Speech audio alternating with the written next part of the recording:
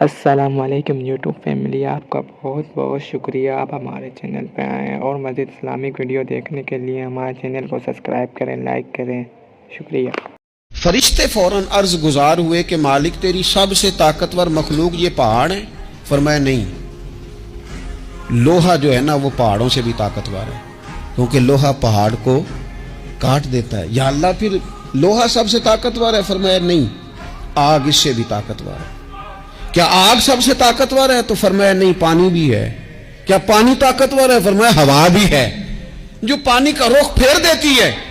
مسلمانوں، خدا را اس سے بڑا ذوق نہیں ملے گا۔ میں طاقتور ہونے کا طریقہ بتا رہا ہوں۔ ہمارے ہاں لوگ سمجھتے ہیں کہ میں بولتا زیادہ ہوں اس لیے میں طاقتور ہوں، میرے پاس اسلحہ زیادہ اس لیے میں یہ دیکھو حضور نے بتایا طاقتور کون ہوتا ہے۔ یا رسول اللہ، پتھر پہاڑ طاقتور ہے؟ تو فرمایا نہیں، ان پر تو لوہا ہے، لوہا طاقتور ہے، نہیں اس پر تو آگ ہے، آگ طاقتور ہے، نہیں اس پر تو پانی ہے، پانی طاقتور، اس پر تو ہوا ہے۔ تو حضور پھر مہربانی کریں بتائیں طاقتور کون ہے؟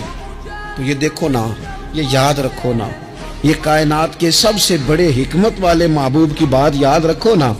حضور فرمانے لگے سب سے زیادہ طاقتور وہ مومن ہے جو سیدھے ہاتھ سے صدقہ دیتا ہے اور دوسرے کو پتہ بھی نہیں لگنے دیتا۔ اس ہاتھ سے صدقہ دیا اور اس ہاتھ کو پتہ، جس میں یہ اخلاقی طاقت آ جائے نا کہ اللہ کے راستے میں دے کر پھر اسے چھپانا آ جائے، وہ بڑا طاقتور آدمی ہے۔